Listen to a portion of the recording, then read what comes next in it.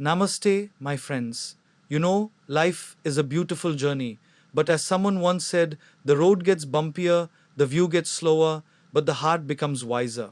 Today, I want to talk about something that many of us avoid thinking about aging.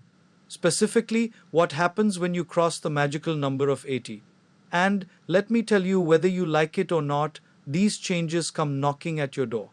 But, as always, there is a hidden gift in every change. 1. Your body starts reminding you who's the boss. When you turn 80, your body begins sending very clear reminders that time is not on your side. It's subtle at first: a knee that aches after a walk, a back that protests when you bend, or breath that seems to shorten after climbing stairs. But over time, these reminders grow louder, and you realize that your body now sets the pace, not your mind. I remember meeting Mr. Sharma, a sprightly 82-year-old who had been running marathons well into his 60s. Today, he walks slowly around his garden, leaning on his cane. But here's the beauty. Instead of feeling frustrated, he has learned to notice the birds, the flowers, and the soft breeze that brushes his face. He says, "I may walk slow, but I notice more than ever before." Isn't that profound? Your body slows you down, but it also teaches you patience and attention. At 80, you also realize that the smallest discomforts become life teachers. A stiff shoulder may prompt you to stretch daily. A minor cough reminds you to drink water regularly. Even aches and pains, which once might have seemed like annoyances, now guide you toward better self care and mindfulness. Your body becomes a wise teacher, whispering, "Respect me, nurture me, and I will serve you well." The trick is not to resist this change. Instead of lamenting the loss of youthful vigor, embrace the lessons that come with it. Move gently, rest when needed, and honor the years that have carried you here.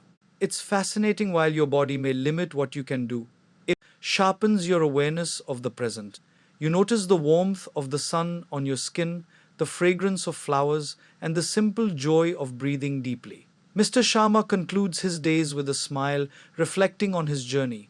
"Life may have slowed me down, but it has made me see life more clearly. I no longer race, but I savor."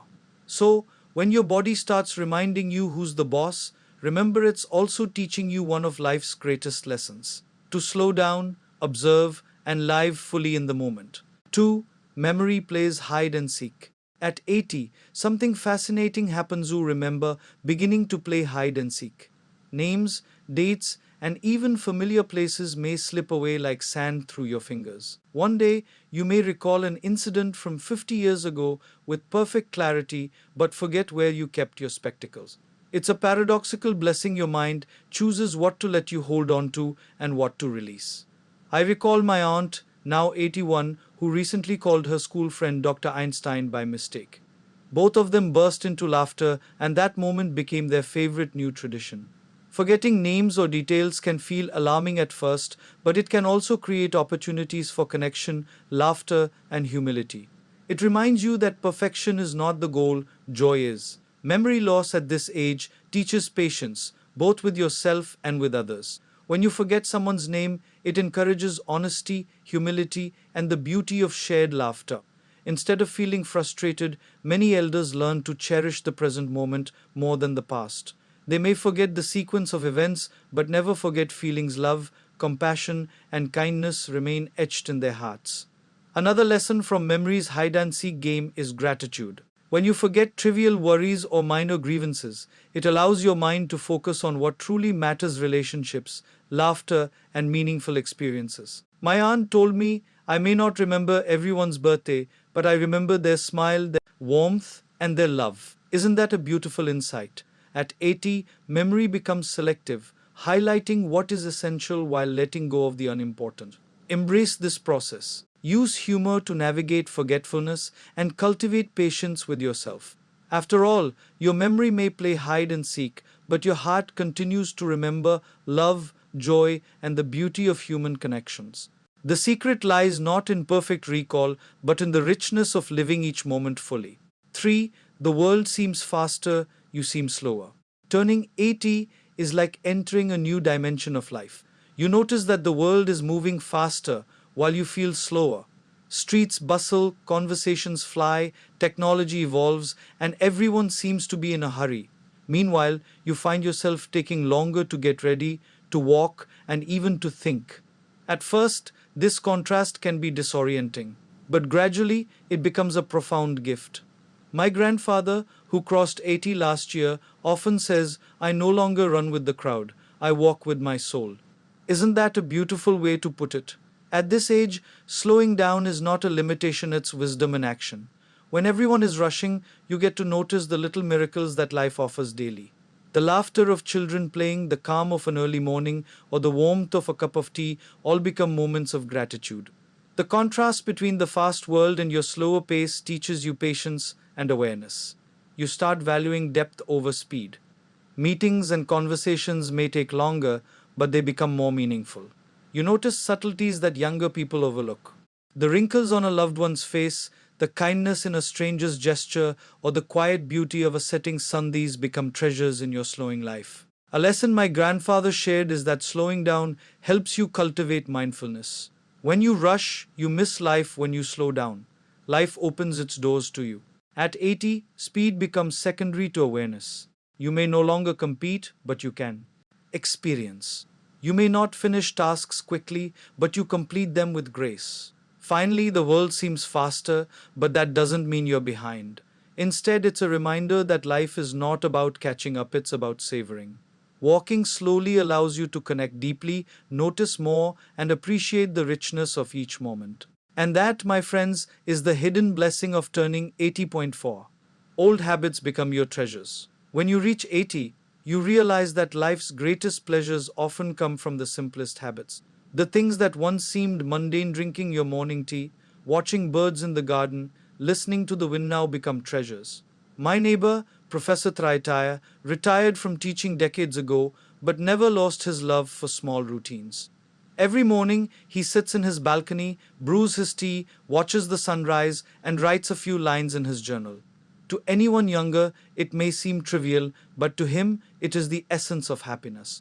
At this age, the frenetic chase of accomplishments fades, replaced by a quiet celebration of life's rhythms. These habits, which we often ignore in youth, now become anchors. They give structure to the day, comfort to the heart, and continuity to the mind. Even small rituals like watering a plant or greeting a neighbor acquire significance, teaching us that joy doesn't always come from grand achievements, it comes from consistency, presence, and mindfulness. Take my Aunt Mira, 82 years old. She wakes up at 5 a.m., brews her favorite ginger tea, and listens to classical music. For decades, she had chased deadlines and responsibilities, often neglecting herself. Now, she says, I've spent a lifetime chasing the world. Now, I chase peace, and it's sweeter than anything I've ever achieved. Aging, she realizes, has shifted her focus from doing to being. Another beautiful aspect of these habits is that they strengthen memory and identity. Familiar routines provide comfort amidst the physical and mental changes of old age. They offer continuity and a sense of control when the body and mind are gradually slowing down. So, if you notice someone spending hours on small daily rituals, don't dismiss them. They are harvesting joy, awareness, and inner peace. At 80, these seemingly simple routines are no longer habits, they are treasures, carefully curated over a lifetime to enrich each day with meaning. Aging teaches us that happiness is rarely found in complexity, it often lives in the gentle, consistent, and loving attention we give to our ordinary days. 5. Your heart grows more generous. One of the most beautiful signs of aging is that your heart becomes more generous. At 80, you start caring less about recognition, pride, or possessions, and more about the people and moments that truly matter. My friend, Mr. Deshmukh, a retired businessman at 84, told me that for decades he chased wealth and success. But after turning 80, his priorities shifted. He now spends hours mentoring young entrepreneurs, not for money, but for joy. This generosity extends beyond giving material things. It is the gift of patience, attention, and love. At this stage, elders listen more intently, offer guidance without judgment, and comfort without expectation. They share stories of mistakes and triumphs so others can learn without pain. My grandmother, at 85, spends her afternoons teaching local children how to read and write. She says, I may not have much time left, but what I give can last longer than me. Generosity also manifests in forgiveness.